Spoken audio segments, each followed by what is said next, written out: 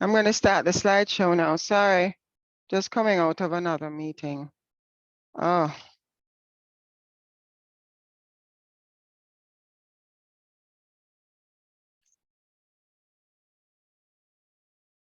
Okay. You're up, Superintendent.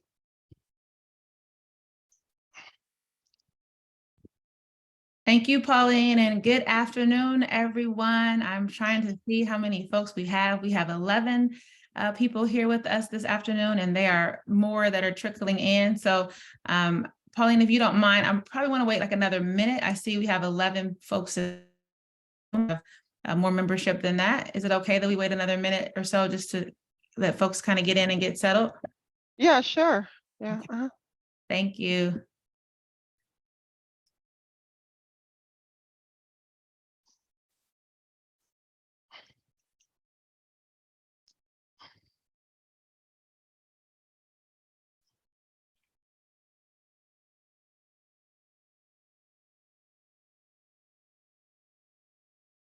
I think I'm going to have music next time, folks. Have some theme music, get you ready, motivated to make some good recommendations and engage in numbers. Hi, everybody. I thought I saw Dan. Hi, Dan. Hey, Pauline, how are you doing? Good. How's it going? As I was telling Vivian, another semester, another bunch of students. I know how you feel. Oh, dear. Oh, no. But it's good. Yeah, it's always a challenge. Yeah, we missed, go ahead. Go ahead. we missed you at the last meeting. Yeah, I had a conflict. I couldn't be in two places at the same time. Oh, okay. All right. What were you gonna say, Dan? No, we have a new dean, and he's trying to turn the world upside down. So it's more exciting. Not Never a dull moment. And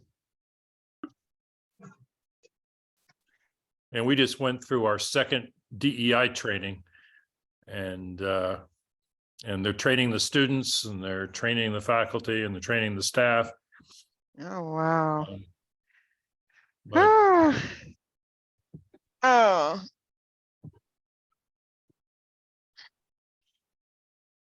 Okay, I do want to be respectful of everyone's time, so we will go ahead and get started. That little extra minute got us one whole nother person.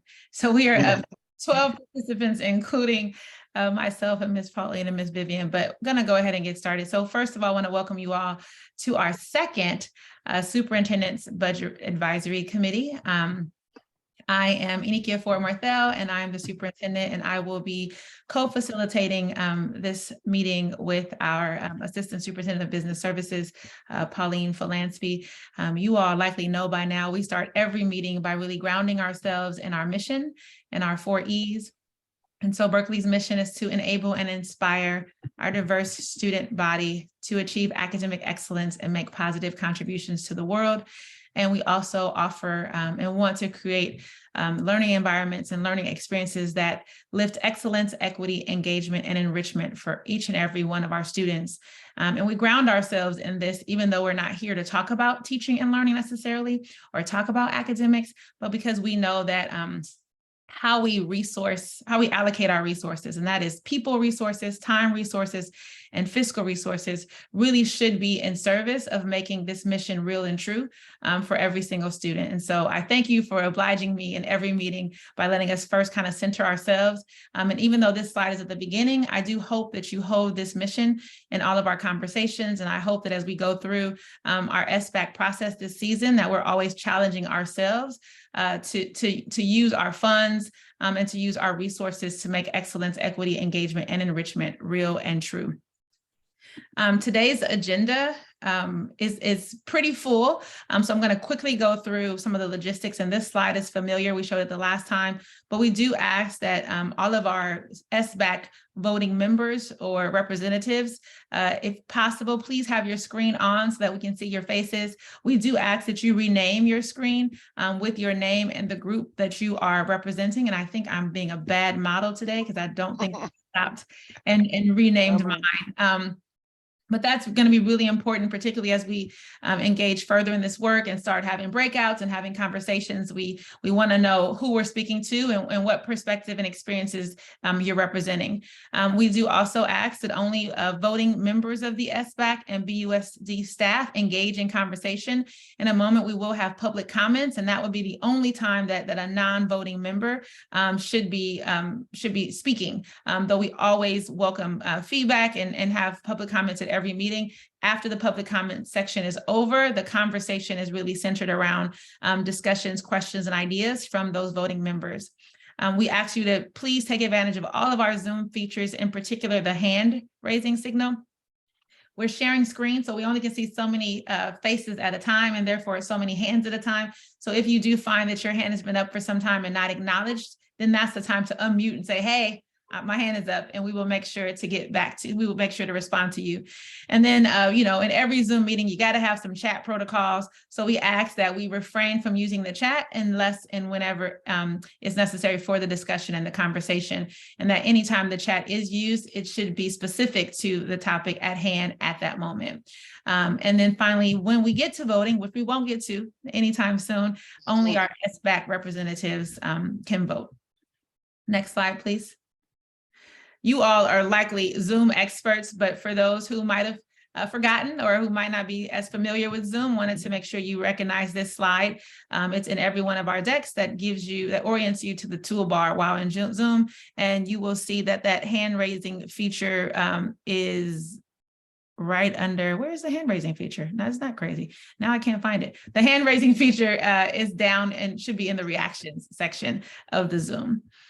Here, 9. So today's agenda, today we want to confirm our SBAC membership. Remember that last week was an informational kind of intro segment or session, and many folks came who had already been selected as representatives for their group, but we knew that some groups were still kind of finalizing who the representatives would be. So today, Vivian's going to help us confirm membership and confirm who's in attendance. We'll also go over our BUSD budget development process. We showed you a calendar last week. We're going to go a little bit deeper into the entire process of actually creating our budget. Pauline's going to also share with you some insights and highlights from the 23-24 governor's budget, as well as a kind of wider step back lens of what the fiscal scene looks like in education at the federal level as well. And then we're going to spend some time looking at our multi-year projections. And if time allows, we will break out into some breakout rooms to look at last year's SBAC recommendations and to start to do a little bit of reflection that I think will position us for our meeting in March. And then we're going to do some closing moves, make sure you know where all the information and resources are, and we're going to say goodbye right on time at 5:30. Before jumping into that, though, I wanted to share with you what I've been calling our core values of resource allocation. Next slide. And it's just, as we make decisions or as you give input around resource allocation, I think it's important for us to not only ground ourselves in our mission as a district and the 4 E's, but that we're really clear about what it is that we believe is necessary for equitable resource allocation. And so hot off the presses, I wanted to share these with you all. We're not going to do an activity around it, but I definitely welcome feedback. You may put in the chat if you like, if any of these are like, nope, don't like it, can't do it, or if you have questions about it. But again, in this session, we're not going to spend too much time with it, but I wanted to offer them to you all for consideration. It's really important that when we're talking about resource allocation, that we keep equity at the center. And what that means in this context is that we allocate resources to both create the conditions to realize our mission and to address inequities and remove barriers that hinder that mission from being realized. So definitely always coming in with an equity focus as we think about resource allocation. We definitely want to do something for all students, and we have a responsibility to think about those students who are underserved, not as seen and underrepresented, and we're thinking about our resource allocation. We also believe that resource allocation should be transparent. And so it is essential that the community understands the criteria and conditions that inform resource allocation. And in part, that's why we're taking the time to kind of go slow with you all, to make sure you understand key terms, to make sure you understand the landscape fiscally, to make sure you understand what the governor is recommending, et cetera, before saying, now make some recommendations. We definitely believe that excellence is essential. And when you talk about, in this sense, when I say excellence for resource allocation, really making sure that we are engaging ourselves in continuous improvement, giving ourselves time and space, structured time and space to reflect on our resource allocation decisions, to progress monitor, and really use data to inform and evaluate if we are doing what we said we're going to do, and if it's actually leading to the impact that we wanted it to have. Right? It's really easy to allocate money to something and then there it is, without, particularly in education, actually, without stopping and saying, is it actually yielding us the results that we're seeking and that we want? We're making an investment in some ways, right? And so we want to check in and make sure that our investment is actually yielding some results for our students. We also want to make sure that resource allocation really lifts engagement. So we believe that, the school site, the educators, you, families, and students themselves, the folks who are closest to the work, actually should have input in how decisions are made. And so this entire SBAC process is really lifting that value, right? It's really saying that we think it's critical to engage you. I'm close too, but we all have different perspectives and purviews, and we want to lift that. And we think that in doing so, we make the best decisions and allocate the resources in ways that are really responsive and equitable. And then finally, as we make budget decisions and we allocate resources, we want to make sure that we're always keeping sustainability at the forefront. And what that means is that we allocate our resources responsibly, planning not just how to start a program, but also considering the staff time, the resources, and the fiscal implications of maintaining or sustaining that program. What I mean by that is oftentimes, folks invest in, let's get this started, and forget to say, like, we actually want this to continue. And there's a cost to continuing that initiative or that program. And so as we're making these decisions, we're not just talking about startup or right now. We want to keep and hold, what does it mean to sustain that particular initiative or program? So offering those 5 to you, they're in the deck, and the deck will be put in the chat if it hasn't been already. And would love for you in the next meeting to kind of talk back to these values, but these are, in my experience, what I think is essential, and wanted to share them with you all as my partners in trying to figure out how we're going to make some pretty big decisions. You're going to help me make some pretty big decisions for the students and families of Berkeley Unified. The final thing before I pass the mic to Pauline, next slide, please, is I want to make sure, just back to that idea of transparency and engagement, that you are not lost in the alphabet soup and in all the tier 3 terms of budget and resource allocation. And so I want to remind you that we showed you all these key term slides at our first meeting. These slides are at the appendix of this deck. And so if you ever find yourself like, what is she talking about? Which will likely be often, you can go to the key terms in the appendix, or feel free to, in the chat, ask the question or raise your hand as we go, but wanted to make sure you know that resource was there. And so with that, I'm going to say welcome to all our folks who are here. We're going to pause. I'm going to let Ms. Vivian do roll call and confirm participation, and then Ms. Vivian will open it up to public comments. Okay, so PTA President, is that Mr. Wu? Yes, Jason here. And there's 1 vote confirmed. Yes. Terry Pataska, P&O. Terry? Terry's Okay. Sarah Parker. I am here.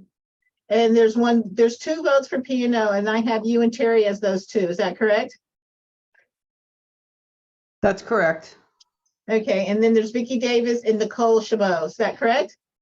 Vicki Davis confirmed, voted in. Nicole potentially tonight at tonight's P&O meeting, replacing someone who stepped down, but I will let you know, Vivian. Okay. And PAC is Lindsay Notfeld, 1 vote. Is that correct? Here. Okay. We have 4 members for DLAC, and DLAC has 1 vote, so they can work those out amongst themselves, and that's Kathleen Marta, Hilda Valencia, Ozzy. I cannot pronounce that last name. And Nor Aguilar. And I don't think any of those people are present at the moment. And then we have, Can I just mention, they're actually going to just be rotating coming to the meeting, so there'll only be 1 actual person here at every meeting. okay, so whoever's present at the meeting at the time of voting is the person who's going to vote. That is correct. Okay. Dan Lindheim, Audit Committee, 1 vote. I'm here, yeah. Jenny Morgan, Berkeley High School Development Group, 1 vote.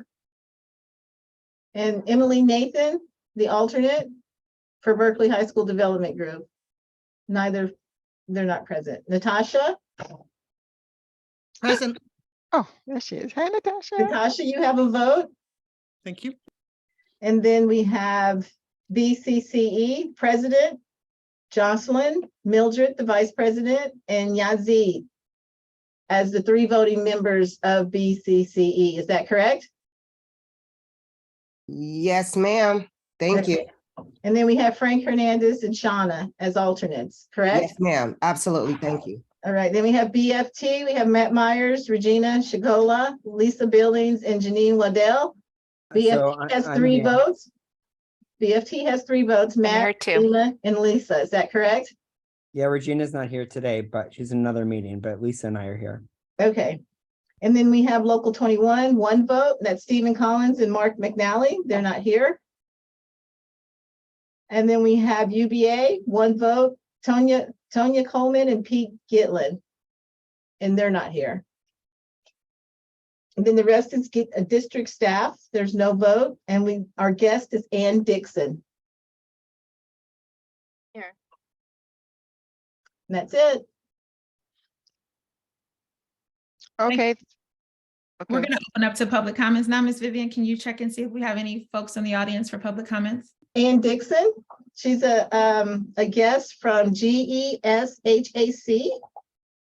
I think I'm Yes, 3 minutes. actually supposed to be a member, right? Of this. Oh, I wasn't board. aware that we were adding members, so that's something Yeah, that the so- superintendent would have to advise me on. I thought you were a guest. Yeah, so I'm from the Gender Equity and Sexual Harassment Advisory Committee. Mhm. Yes, thank you, Anne. Sorry about that, Ms. Vivian. This is an addition to our amazing SBAC group. And so Anne was not able to join us at last week's meeting, but she is here.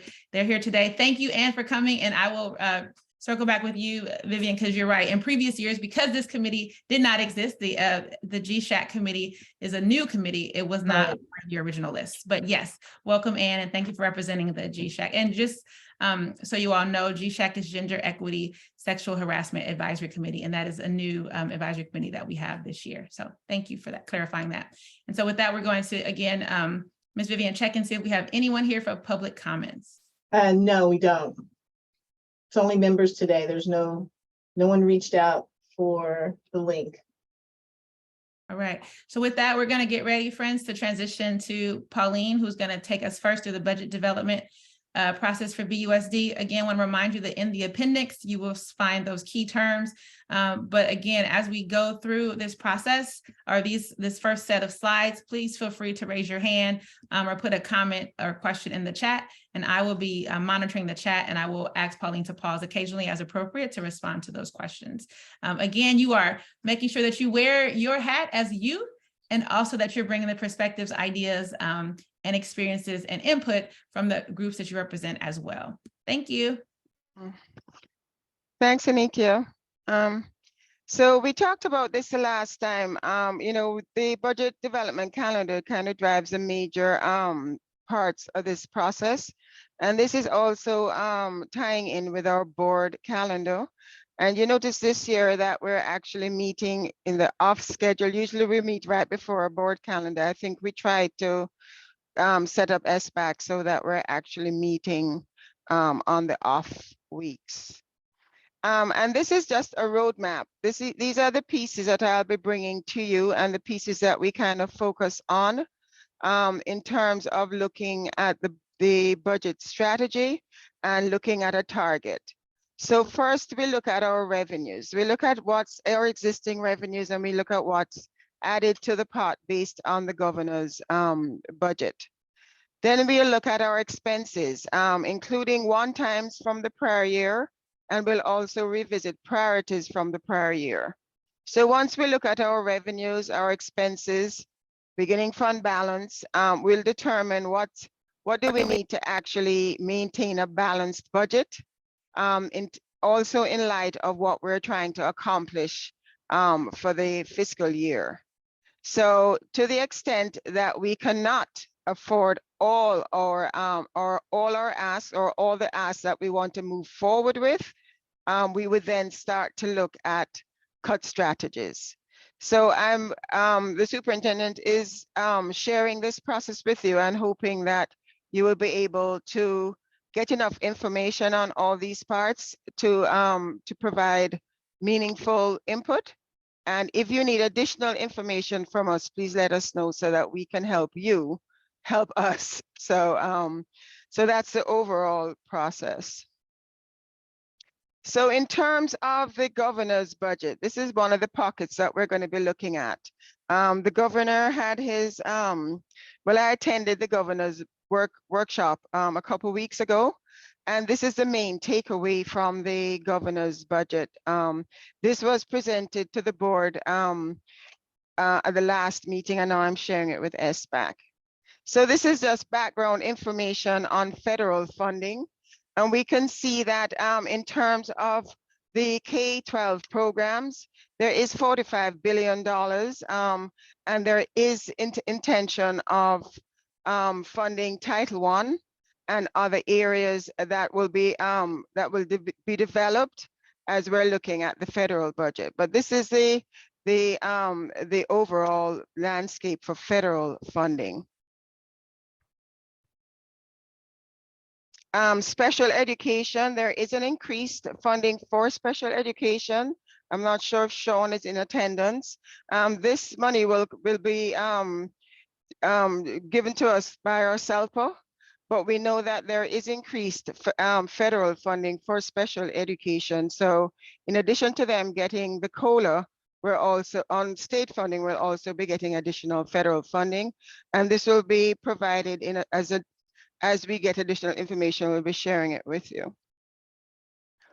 So now this is, and I received that at the governor's budget, but the themes that the governor is looking at, we are aware of a softening economy.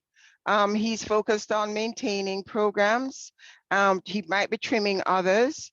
It is a bare bones budget. It is precariously balanced, and a change in the economic forecast could require more difficult decisions at the May revision. One thing of note also is that he is using one-time savings, current year, mid-year cut, for ongoing LCFF expenditures, which is not good budgeting practice and which may require an adjustment further in the budgeting process. So this is an overall view in terms of the big buckets that the governor was actually focusing on. Proposition 98, which is what pays for our school districts, we do have a reduction compared to the current 3-year enacted estimates. The reserve is down, but it has not been cut. There is a trigger on the local cap of reserves. This is the mid-year cut I mentioned, and this is from our arts and music and instructional materials block grant. I'll be mentioning further in the presentation what that means to our particular budget. And then in terms of our state reserves, you can see that we are expecting reductions in the big 3 taxes. So that is a risk to the budget. So even though the governor is funding funding education, we do have to be very mindful. We have contracting employment, we have slower growth in personal income tax. So the governor obviously prepares his budget in light of all the various economic challenges. The good thing is we did not have cuts, significant cuts to the unrestricted general fund or LCFF, but the caution is it's a softening economy, and he is using one-time funds for ongoing expenses. This is more on the arts and material block grants in terms of the funding reduction. So it's a $1.2 billion reduction in a $3.5 billion one-time funding, which is a significant cut. We're waiting to get the final numbers from the state, but I have an estimate in terms of what we think it will mean for our program. We have to spend, these are the details of the one-time block grant, but with significant reductions, we have to adjust our plans accordingly.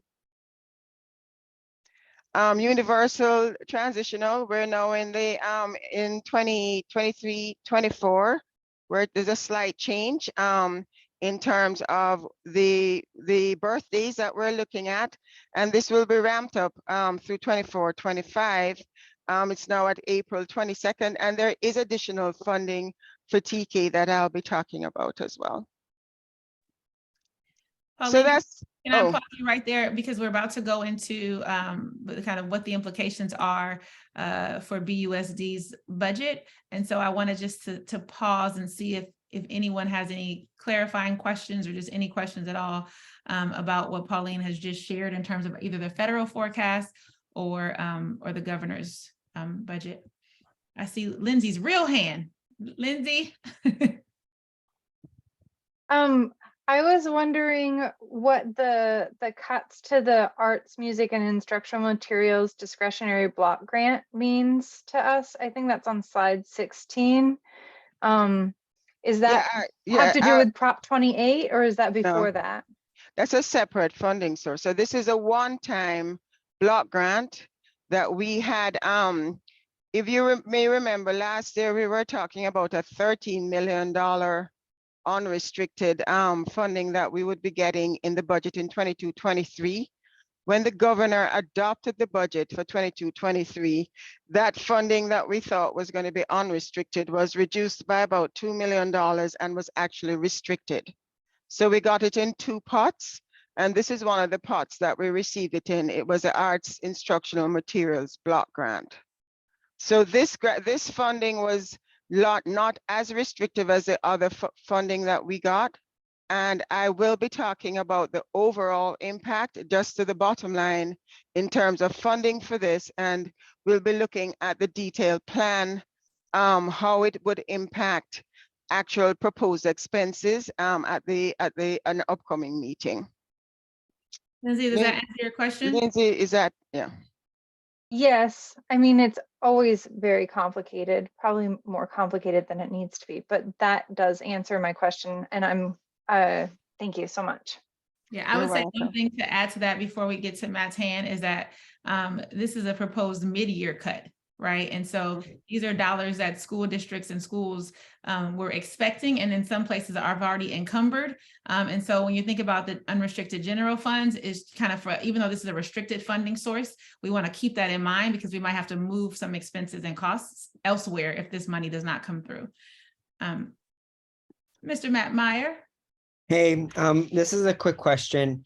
So I saw on the federal spending, you know, there's these increases. I'm just wondering, when will we know as a district how those increases will impact our bottom line? And is that going to happen through the state or separately? I know Title I isn't really through the state, it kind of goes around the state. So I'm just, as you know, there's a lot of discussion about different needs, and some of them fit into these categorical funding sources that are getting increases. So I'm just wondering, when will we, I know you went to the state meeting, but I wonder when we'll find out the federal picture. This was actually included in the governor's budget. So this is their best thinking at this time. And I have no idea when they're actually going to be giving us the funding or if we'll be impacted.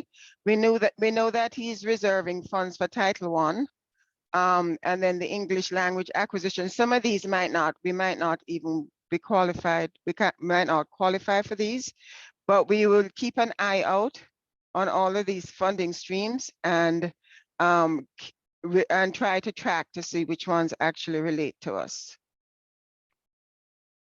Matt, does that answer your question? Yeah, Matt? thank you. Oh. Thank you. I was shaking my head, but I forgot you probably Oh, see me. Yeah, thanks so much. sure. Pauline, I'm scanning the screen. I don't see any more hands. So with that, we can go ahead and talk about the impacts and the implications for the BUSD budget. Okay, so,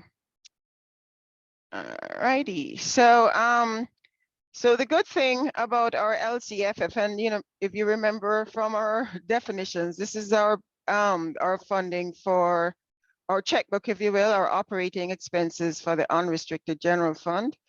And this serves all our students, all our staff. The positive takeaways from the LCFF, for the LCFF in the governor's budget, there is an 8.13% COLA. It was significantly less than that. That's going to cost the state 5.4 billion. There is an add-on targeted funding for the highest poverty schools. We are not going to benefit from that, which is unfortunate, but lots of other districts will. But we are not one of those districts because we don't have a high enough unduplicated pupil count for that. And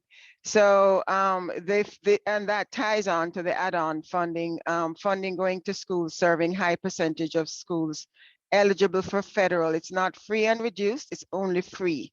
So they're restricting it even more, and they're targeting additional funding even more. But again, as I mentioned, he is using $1.2 billion in current cuts or current reductions to support ongoing LCFF costs. So that is not the best budgeting practice. So these are the various funding factors with the 8.13% COLA. And you notice that there is an add-on for TK inclusive of the COLA, $3,000 per student. So that's the additional funding that I talked about, and the governor's focus on TK, and he's funding it as part of the COLA. And all of these other factors are actually being increased by the COLA. So what does it mean for Berkeley Unified School District? So in January, which is the enacted budget, well, no, I always mix up. Anika, change the order. So in the enacted budget, I usually present it the other way. So when we adopted, Anika's like, no, change the format. I'm like, it's gonna confuse me. So anyway, when we adopted the budget and when we did our 45-day revise, this was the estimate for, you remember when we do a budget, we do 3 years, right? So even though we're in 22, 23, they actually gave us information about 3 years. So they gave us information about 23, 24. So at that time, when they did the January budget, the COLA was 5.38. And these were our estimates of what our base funding, 107 million for base and 5.9 for supplemental. That's what's in our multi-year now in 22, 23 for the 23, 24 year. So the governor is now proposing and giving us guidelines in terms of constructing our budget for 23, 24. So with a COLA of 8.13%, our base funding is increased by $2.6 million. We're getting almost 110 million in base funding. And in supplemental funding, we're getting 6.1. So there is an overall increase of almost $2.8 million in base and supplemental funding as a result of the increased COLA. No questions? Straightforward. I have one quick question, Ms. Pauline. I'm sorry. Yeah. Can you Yeah. just tell me what LCFF mean again, please? The local control funding formula. Thank you so much. Sure. So this is an overall impact for BUSD. So on one hand, we did get additional funding, but another section of the governor's budget talked about PERS, and PERS is our retirement plan for our classified employees. And when we adopted the budget in 22-23, the expectation for this year was that the PERS rate was actually going to be reduced. Well, in the January budget, there was an increase. And when we looked at the difference, there's actually, we'll be spending an additional $0.3 million on PERS when we compared it to when we adopted the budget. So our net takeaway, we're getting the 2.8 million as positive. We're spending more on PERS. So the net impact is $2.5 million. And remember, this is the expectation when we look at the January budget. Remember, the governor comes back in May with a revise, and he enacts his budget or finalizes the budget in June. Remember, when he does that, the district would have already adopted their budget. So if there is a significant change between the May revise and the enacted budget, we would do a 45-day revision to our budget. So this other section, this is our arts and music and instructional materials block grant. We'll be losing $2 million, and I think we had estimated 5.5. So as a mid-year cut, which is to the budget right now, we'll be reducing that budget by $2 million. We estimate it at 34%, and this is just an estimate at this time. We'll be getting the numbers from the state as they finalize the amounts. So that's the restricted and categorical. And we're not prepared to talk about the impact to that budget in this meeting. We'll be bringing it back to a later meeting. But this funding was less restrictive. We could have used it for operational expenses.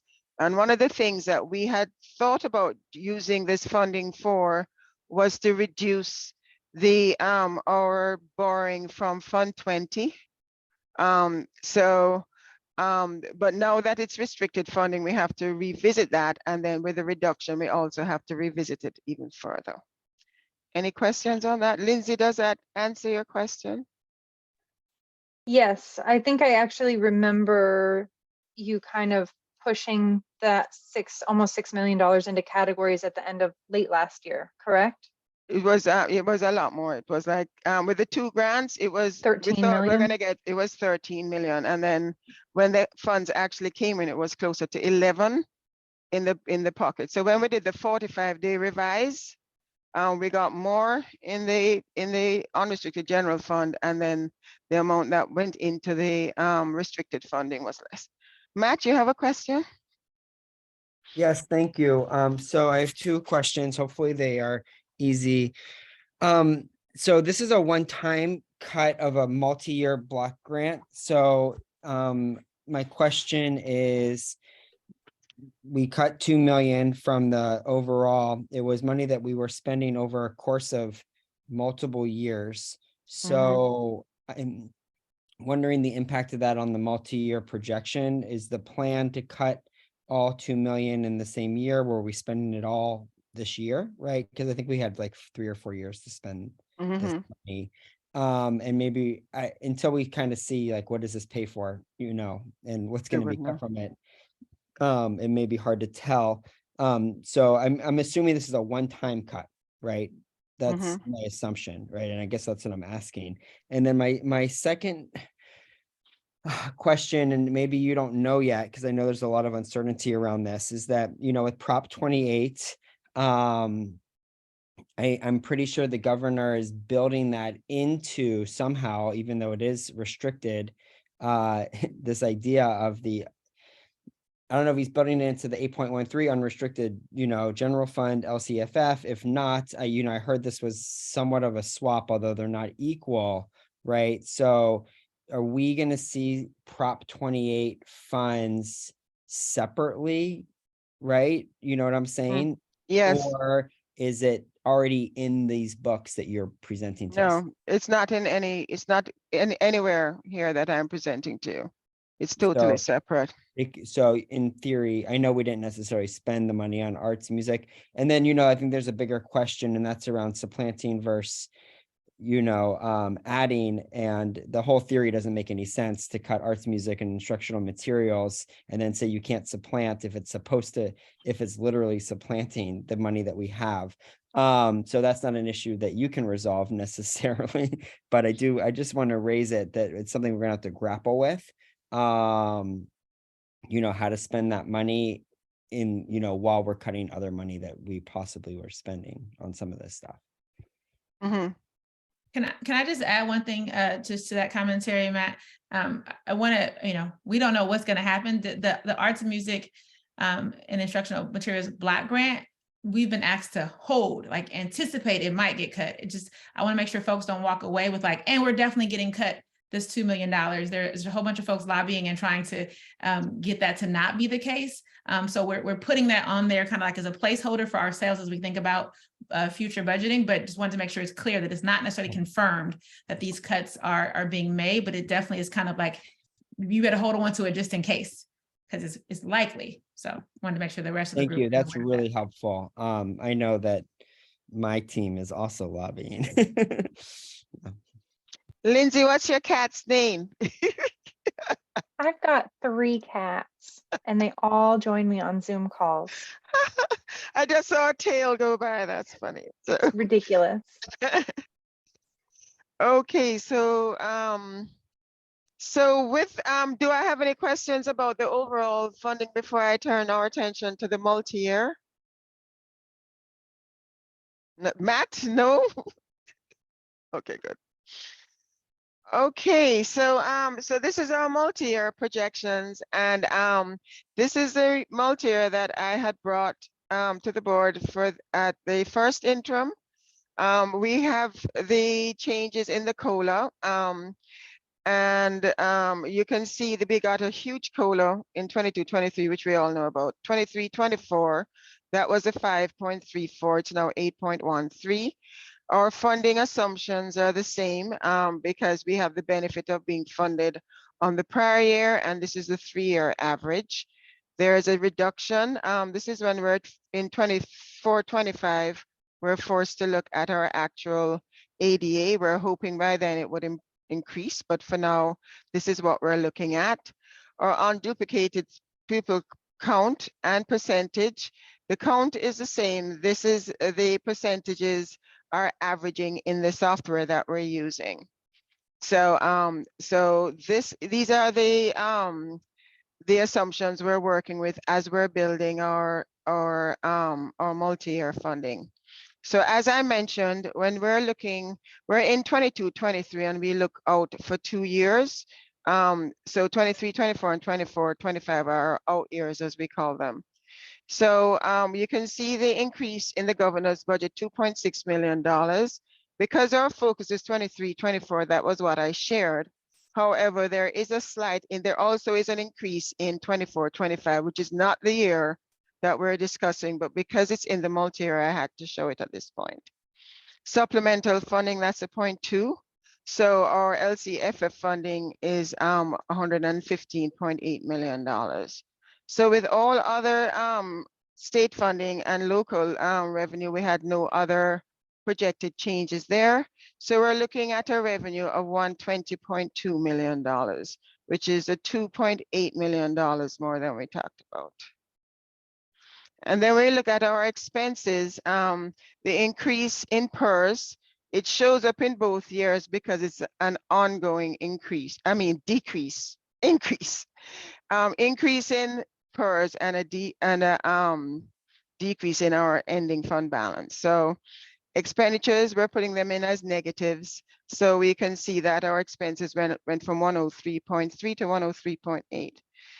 So what does this mean? It means that our undesignated fund balance for 23-24, with no new expenses just being held the way they are, it's actually $10.1 million. Terry has a question and Matt has a question. Terry? You're muted, Terry? No, you weren't. We can't hear you. I can't hear you.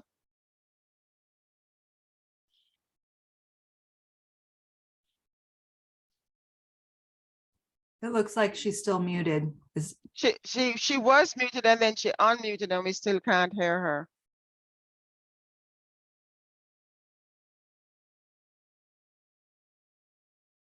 You want to put it in the chat? Can't you put it in the chat?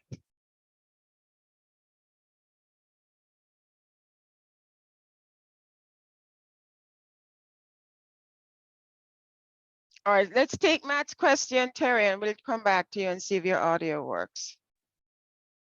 Matt, Great.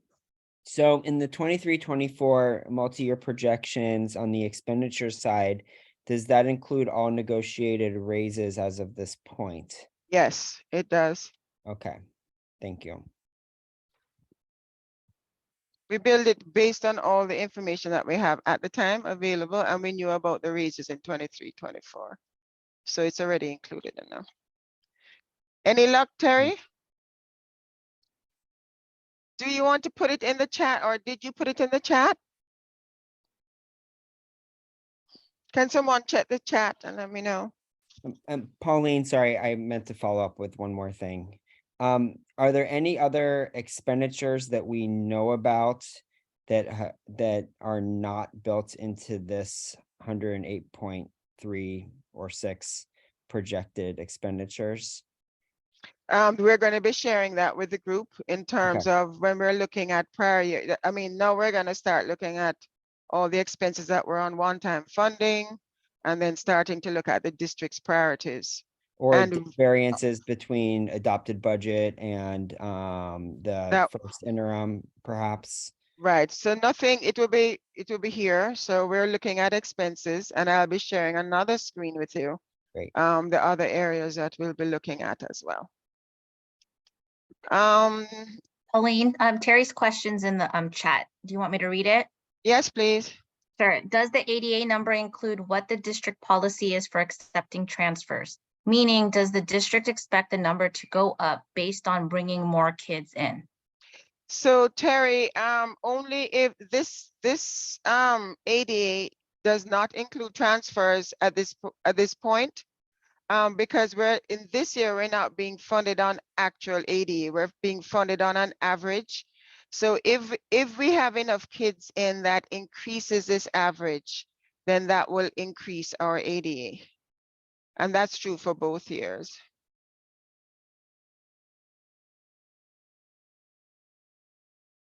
But it does include everyone who is out of district that is currently enrolled. It's just not. It include, but we're not funded on that level. We're funded on the prior year. So chances are that number is actually lower, but we're benefiting from the average.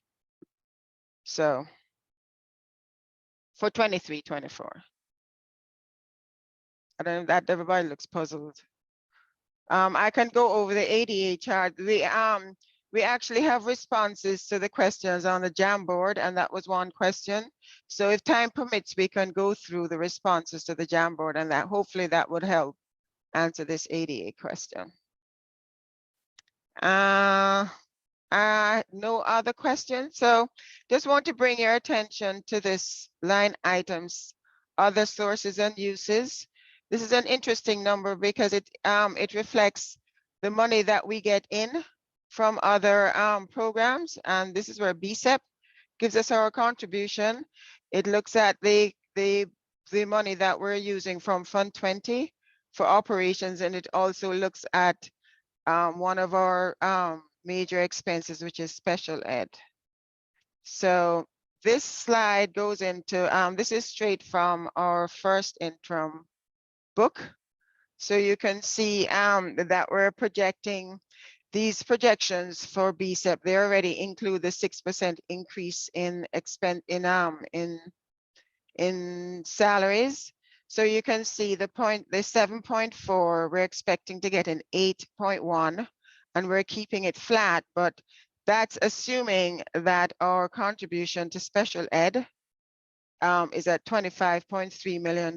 We are reassessing it now for second interim, and we're also trying to see, okay, we are expecting a bit of an increase here, but we need to make sure that this number is firmed up So we're working on our special ed program as well.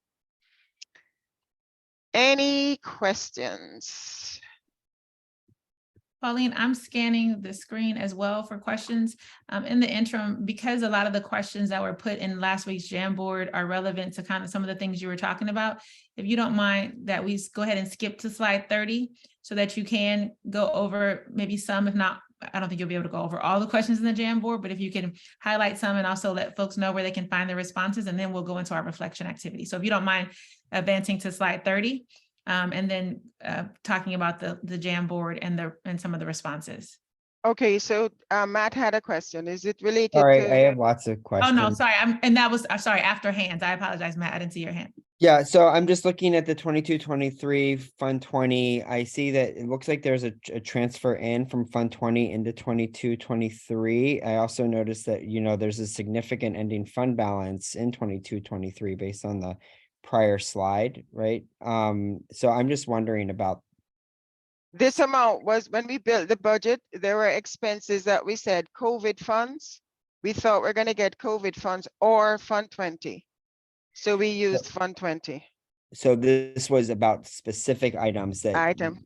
that was chosen to use Fund 20 instead of funding through general fund because there was no COVID specific money. Correct. Okay, You great. remember And that? that's Yeah. that's one time, correct? Yeah, it's one time Right. because it doesn't continue.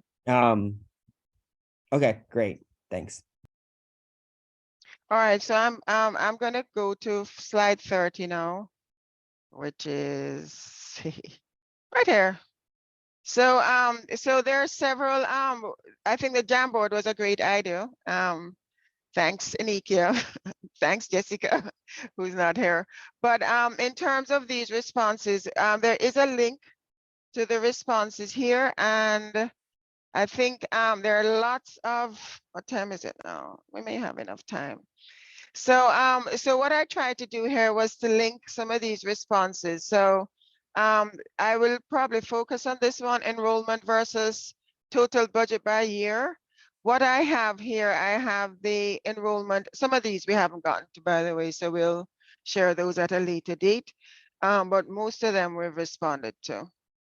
So this is our enrollment and ADA slide that I hope will be helpful. And I'll try and make it bigger once it comes up.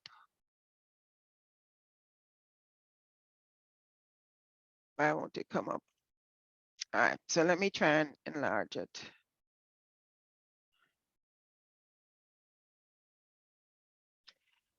Okay, so this is a glance at our projected enrollment and our enrollment and ADA. So one of the questions was, what is our ADA ratio? So this is not 9.95, it's 95. It's usually about 95.8, a little bit higher here. And that's because of the benefit that we're having from our average. So, so when we're looking at our funded ADA, because of COVID, we were able to take advantage of the highest, the higher enrollment in 1920 of 94.26. So this is what we budgeted, and this was at P2 in 21-22.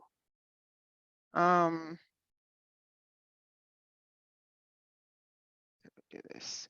Oh, so this was not the actual 1920. This was hold harmless, and this was because we could do the higher of current or prior year. But when you look at our enrollment that generated this fund, this ADA is 98.44. When we're looking at our the impact of our pandemic, you can see we had dramatic reductions in our enrollment, but our government allowed us, or the state funded us on the higher ADA. So this was definitely an advantage for us. And in 22-23, we're able to be funded on the average, and this amount is, I think I used the same slight difference in 23-24. So this is a hold harmless. This is us benefiting from the averaging of our ADA. And here in 24-25, this is what we're projecting our ADA to be based on our enrollment. So we don't know if we're going to actually be able to be funded on if the governor is going to have any more relief for us for our ADA. But for now, for 23-24, we know we're going to be benefiting from that. And in 24-25, we'll have to wait and see. Terry has to type, or can we hear you?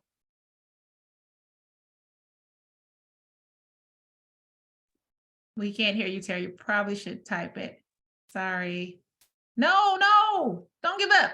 Terry, we can go to another hand and come while you're typing and then come back to you if that's okay. Are there any other hands?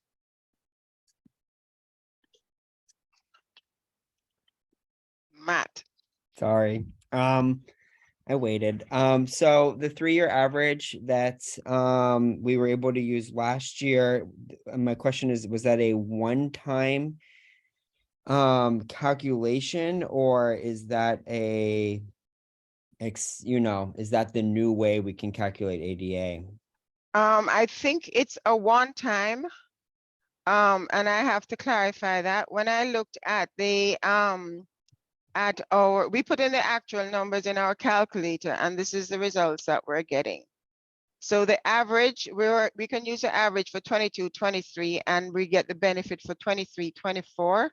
In 24-25, I'm going to have to determine if the average actually applies there, or if we have to go back to using P2.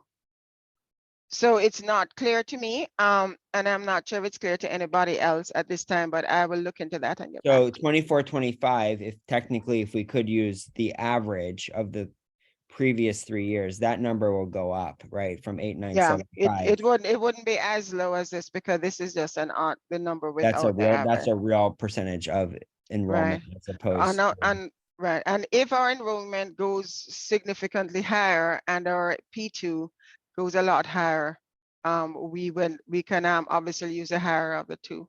Yeah, I guess this is sorry, the I'm looking at okay, so what matters, I guess, is the ADA funded, and I'm a little bit confused because we have our enrollment, and then we have our percentage of that enrollment, right, which is our actual funded.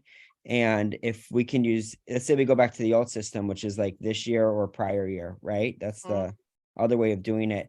Couldn't we use, doesn't it, maybe I'm wrong. Oh, I see, we are using it. 8846 would be prior year. Oh, yeah, never mind. I see what we did. Okay, thanks. Does anybody else we haven't heard from BCCE? We haven't heard from, Sean is here. Oh, BCCE. Shauna, you're here for BCCE? I am. Oh, okay. I am. Yep. I just wanted to ask, maybe this was asked in the last meeting, I'm not sure. What are we attributing the loss of enrollment to? Like, what is there particular grade levels where that's dropping off, or what's happening with that? Well, I know it's an impact, obviously, for the pandemic. I have not narrowed it down to particular grades, and I'm not sure if anybody, Lisa or Jill, would have that information. We're focusing on the funding, but we'll be happy to look into that for you, Shauna. And we just did our P2, or P1 enrollment is on the board, and we look at year over year by school site, though not necessarily by grade. So that's something that we could look into and get back to you. Thank you. Sure. Pauline, Terry, I think Terry is still typing, but for now, Emily has a question in the chat, and that is, are we expecting enrollment to increase? And Jill, I think you're on the call. We actually set our projections based on some historic data and current year trends, and we are not anticipating a significant increase, though we do know that we are going to be welcoming more transitional kindergarten students into our classroom. So that might be a slight jump, but not forecasting any significant jumps or boost in enrollment for the coming year. I don't know if any of my other colleagues wanted to chime in, but wanted to make sure we respond to Emily. Okay, and then we have another question. Emily, I hope I answered your question. Okay, and then we have another question in the chat could we consider doing a kind exit interview with families who exit the district other than graduating? And so thank you for that question and that suggestion. That's something that we're actually wanting to implement both with our staff who are exiting as well as our families. We do have pretty good data on families' departure, but typically it's just, oh, they're transferring to another district, et cetera. So we are interested in taking it a step further to maybe ask, why are you transferring? And really respecting folks' privacy as well. But that is something that's not going to be an immediate shift, as we do have some capacity issues in our enrollment center. And so we do want to collect that data and want to figure out more efficient ways to do that does not add an extra load on our existing staff. But we appreciate that thought and that idea, Tusung, and we will definitely follow up with you all as we make that a reality. Any other questions? Okay, this per pupil expenditure, I'm not going to go over it now, but it's there for you to look at it. We looked back several years and we're looking at the per pupil expenditure. This development process, I don't think I'm going to go into that either, but I provided there for explanation. So I think the information on ADA is very pertinent to what I was talking about. We have information on our purchasing process and other questions, responses to other questions. So I'm encouraging everybody to look into that and let us know if you have any follow-up questions. So is that we can go back, Superintendent, to Yes, please go to slide 27. Thank you. Okay, so I'm turning it over to you. Yes, thank you. So again, the purpose of SBAC is for you all to bring all of your brilliance, your great ideas, your experiences and perspectives, and of course, those from the groups that you represent to really inform and help me to identify strategies, but also funding priorities, and really make sure that we're thoughtful in our resource allocation.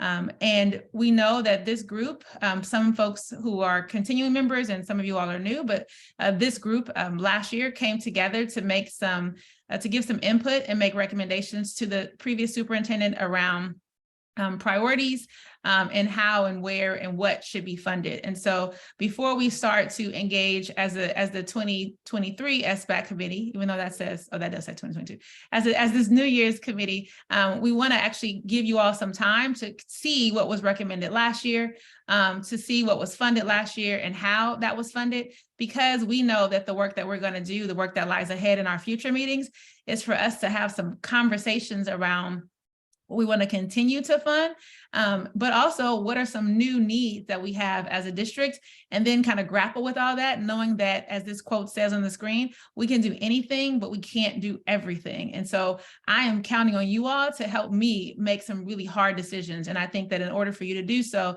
not only do you need to understand budgeting, which is why we're taking our time to answer these questions and give you vocabulary, et cetera, but you also need to understand what we've said we were going to do in previous years. I want to go back to those core values and really lift that. No, not literally go back, Pauline. I'm sorry. You can stay on slide 27. And really lift that core value of excellence, which is that we're going to engage in continuous improvement. And so we don't want to just make a commitment and spend money and then move on. We want to make a commitment and spend money and then evaluate how that money is spent and if it's actually yielded the results we want, but also if that's something we want to continue to invest in. But we also want to hold the core value of sustainability, in that there were some recommendations that were made last year. And we just heard that there's a $2.8 million increase, but there's a chance that we're going to also lose $2 million. And so what that means is that we need to look at those things that we said we're going to fund for multiple years and have the conversation of, can we fund them for multiple years? Or did we actually set aside the right funding stream to make sure they could be funded for multiple years? So here's where your work really begins. What we're asking you to do is to actually just first dive into the recommendations from last year. Next slide, please. To do that, Pauline has prepared a spreadsheet that has the recommendations from the 2022 SBAC group. And once you click on this link, and you should all be able to access it because it is in the slide deck, it's on slide 28. You're going to see that you're going to get a glimpse into Pauline's head, and you're going to see that she organized the priorities. Uh-oh, that's not it, Pauline. That's not it? No, You sure? I'm sure. Hold on. It should look like the picture that's on the slide. Uh-oh, my bad, sorry. No, I'm stuck. Yeah. Ah! I think you deleted the wrong one. Sorry, I see you all are asking for access. I'm gonna give you access as soon as we get it right. So Well, let me bring it back. I have to stop sharing. yeah, and I'm gonna grant access while she's doing that. And I will actually also put the link into the chat. Thank you all for your patience. Working on our technology.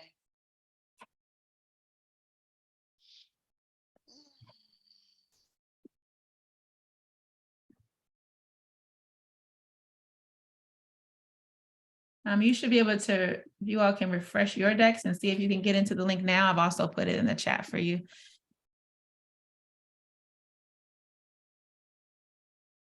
Superintendent, did you see Lindsay's question about the Jam board? I did not, thank you. Mhm. How would you like to take further questions from the Jam board responses, i.e. we only have view access to the spreadsheet? Lindsay, that was a good question. I was supposed to make another Jam board. What I will do is we will use the chat. So we will record your questions, because when we download this recording, we could also download the chat, and we'll make sure to capture your questions and keep adding to the Jam board. I have a different activity today, Lindsay, so I did not refresh the Jam board. Apologies, but yes, your questions and your ideas are still welcome. So please use the chat to get that information and those questions to us. All right, so would you like me to go to slide? So you're going to go to slide 28, Pauline, just to orient our colleagues and how this spreadsheet is organized, and then I'm going to give them their assignment. Here we go. I thought this is what. So when you click on it, let's see if it opens. It just opened up the wrong one when you clicked. Can you click again? It's coming up. Isn't that the right one? That's the one. Yeah, that's what I had. Okay.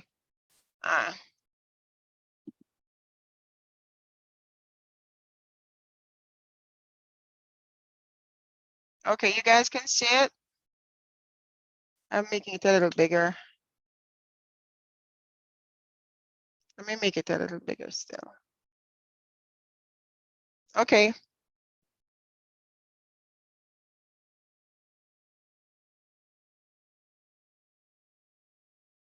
So what we want you all just to see is, again, how this is organized. And so if you look at this spreadsheet, what you're going to see on the left-hand side is the actual recommendation. And then what you're going to see next to that is the why. Like, what was the thinking that made this a priority or something that the SBAC or staff recommended? And then in the column next to that, you're going to see the 22-23 allocation. So how was that funded? It was funded through general fund for this first set, and then how much was set aside.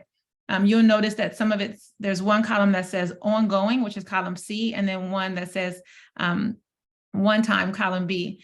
Pauline, I just want to clarify that C and D are expenses. Is that correct? Yes, these are expenses. Yeah. So when the team got together and made these recommendations and allocated these resources, they had a conversation around, for example, line 5, which is the workers' comp rate, would be an ongoing expense that the district needs to consider. However, if you contrast that to line 9, which says November board meeting member training, they set aside, well, actually did it twice. They set aside, that's not a good example. Sorry, expanded Title IX support, let's say line 13. That was a one-time expense per the recommendation of the committee for $50,000 for 22-23. You're going to see that columns E and F are for the year to come. So C and D were this year per last year's recommendations. And then E and F is a little bit of going to be the work that we're going to be doing together, which is thinking about our priorities and how we're going to fund them for the next school year.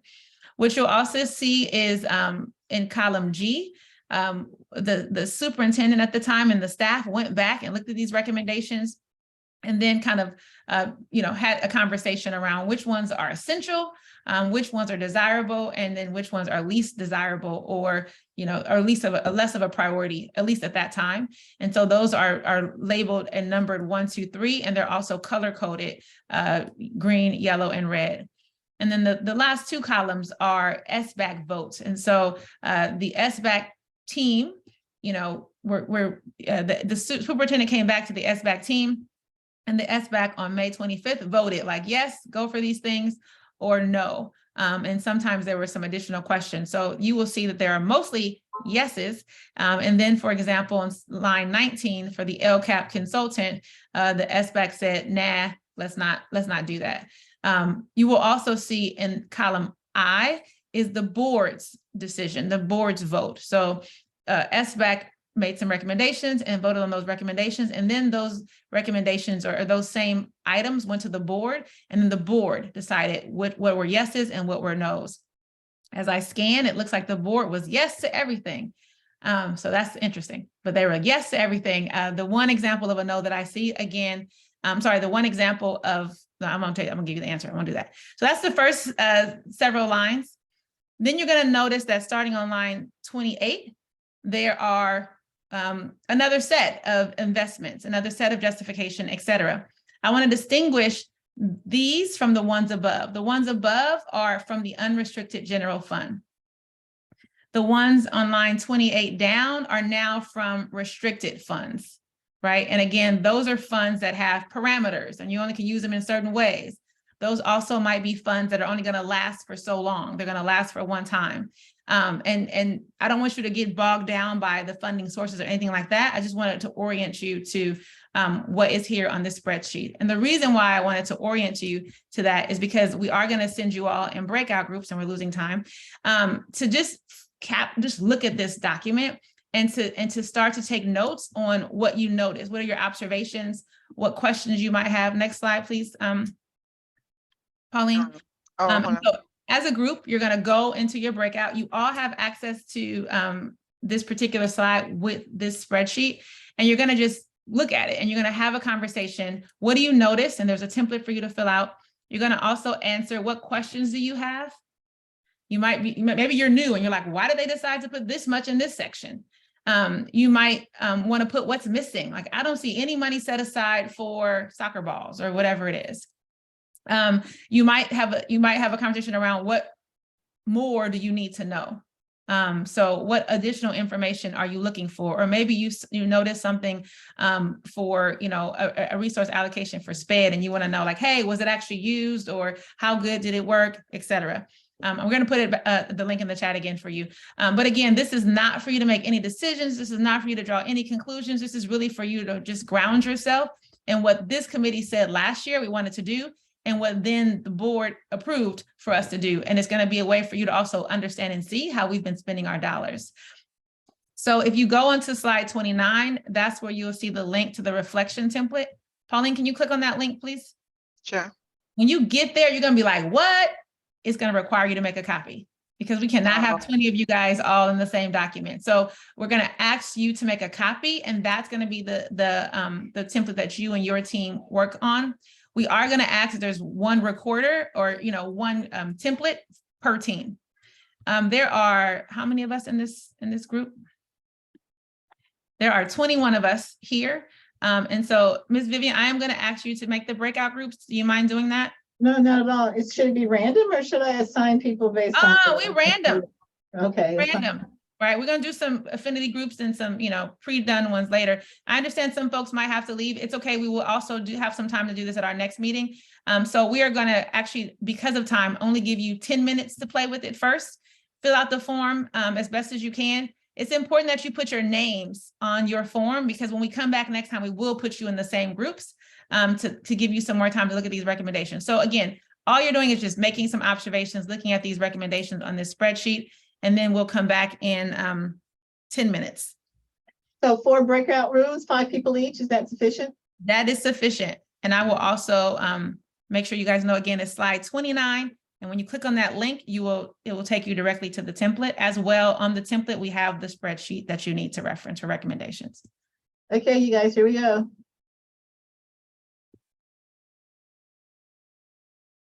I'm gonna stop sharing.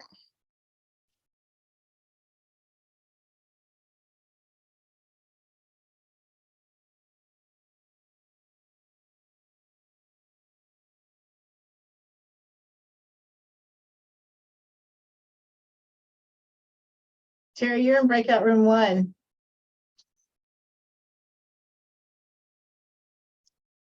It's not giving you the message to join? It gave There me, you go. oh, You too, Pauline, you're in breakout room 1. I'm not gonna mention any breakout room. Negative. Negative. I guess I should. Girl, there's such a little girl sometimes.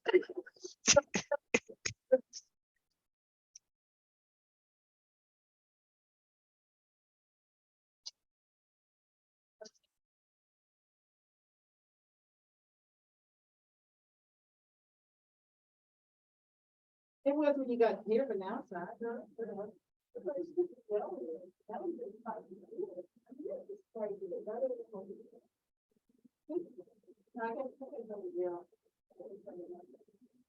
those kids, you should see a kid, right?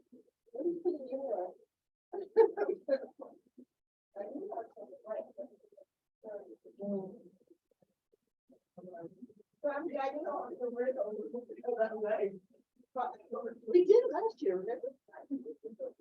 I'm just hoping that she didn't say a sign of by. Right. Because that would take longer. Yeah.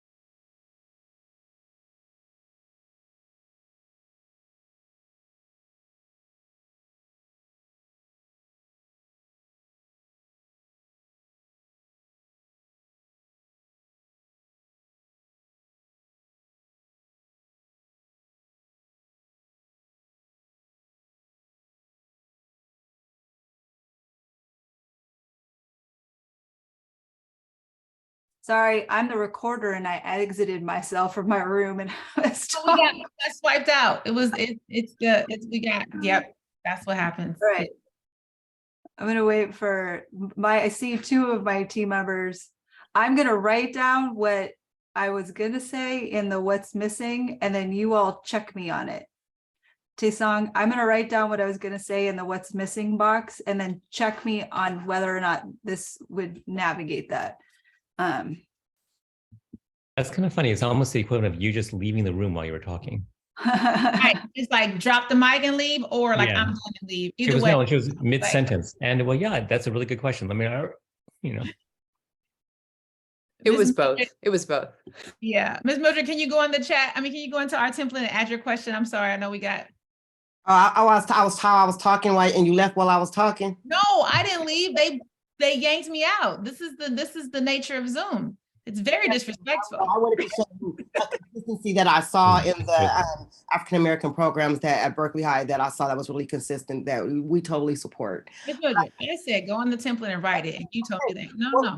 Can I make something first? I wanted to say that I made a mistake earlier. And I wanted to say that to everyone because the voters for BCCE is Shauna Rabinowitz. I always say your last name wrong. I'm so sorry, Shauna, baby. But she's the treasurer for BCCE. So it would be Jocelyn, myself, and Shauna. And Yazid and Frank would be the alternates. I just want to make that clarification. I got that, Mildred. Thank you so much. So I know, I mean, it sounds like, at least my group, we were starting to get into it. And I think the other group that came back with me were as well. So we will definitely come back when we come back to our next convening.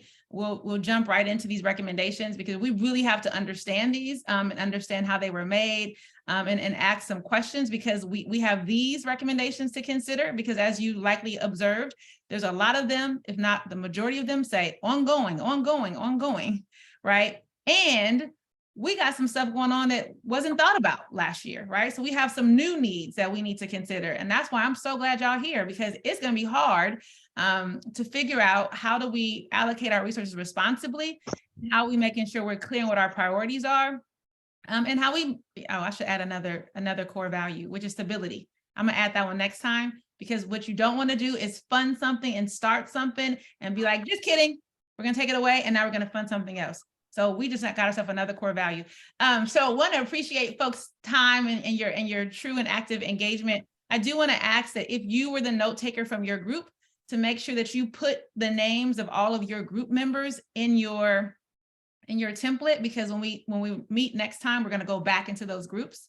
And I also ask that if you were the note taker, that you share that Google template with me, and my email is in the chat. Because otherwise there's no way for us to have a record of your great conversations and your observations. So again, please make sure that you put the names of your group members as well as make sure you share it with me. And I'm going to ask Pauline, can you share the slides again? I know P&O has to go. We're going to wrap up and do our closing moves really quickly.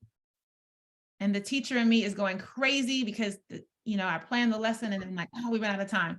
But the teacher in me is also really flexible. So I know hopefully you'll have some grace and compassion and know that we'll get back to this and finish this activity up when we're together next time. So next slide, please, Miss Pauline. Uh-oh. There's always a problem at the end. It's not moving. Sorry, guys. It's okay. One more slide. We've already talked about the questions and responses to the Jamboard. Just again, as I shared with Ms. Lindsay, if you had questions from this meeting, put them in our chat. We'll move them over into that question and response document, and we'll keep refreshing and adding answers and questions to that as this group meets. Our next meeting is actually February 21st. I kept saying next month. I should have said this month. This is our first real meeting, and then our second one is on February 21st from 4 to 5:30. So please save the date and look out for that Zoom information from Ms. Vivian. Next slide, please. During our February 21st meeting, we will again finish up reflecting on these current recommendations. We'll also hear some of our new needs and then possibly new expenses. We'll also get some scenarios around our revenue and how we actually can fund or continue to fund the things that we've identified. But then we're going to probably, if time allows, start the hard work which is the trade-off activities. Because again, we can do anything, but we can't do everything. And there's a lot that we need to do, and there's a lot that we want to do, and we have a fixed amount of money to do it with. So that's when the work really, I wish we could do that in person, because that's the roll up your sleeve stuff. But wanted to just give you a preview of what we anticipate for our February 21st meeting. And want to ask that in the interim, remember, you have a job too, even after these meetings, which is to take this information back to your respective committees or groups, to share it with them, to get their ideas and their insights and their input, so that when you come back to our next meeting, you bring all of that with you, and that informs your participation and your interaction. Next slide, please. So it is 5:31. We are 1 minute over, and I apologize, but I want to just thank you all again for your participation. And I think next time it'll be a lot more working groups and us actually starting to do the work, and less presentation and information. Tsung said that what's the core value? Should be, I think another core value should contrast with no yo-yo, which is that we change it if it makes sense to do so. Hey, listen, I agree. We're supposed to wrap up the meeting, Tsung. I'm gonna say to you real quick, I totally agree with you. And what we're gonna do is make sure we're looking at data to inform that decision, because sometimes it looks like it's not working because we haven't actually done it and done it long enough and done it with fidelity. So those are the types of conversations that we're gonna have. So thank you for that, Tsung. Thank you, Emily. Thank you to everybody. Good to see y'all, and we will see you on February 21st. Do your homework in between that, and part of that can be you taking some time on your own to look at that recommendation document as well. Bye-bye. Bye, guys. Thank you. Bye. Hey, I'm typing in the chat. I'll wait till everyone goes off, leaves. Yeah, we won't download it at the end. Definitely, I really appreciate this exercise and you making us really look. And I'm sorry, now I'm into it. Don't worry, Ms. Mildred. We'll come back to it next week. Superintendent for did you put your email in here? Can we all get to email you? Is that what that is? Oh my gosh, did I do that? Yeah, you did that. What did I do? Lord Jesus. It's okay. I took a screenshot, so I'm good. Because, first of all, don't call me superintendent. Second of all, you have a whole meeting. Don't you have a meeting right now?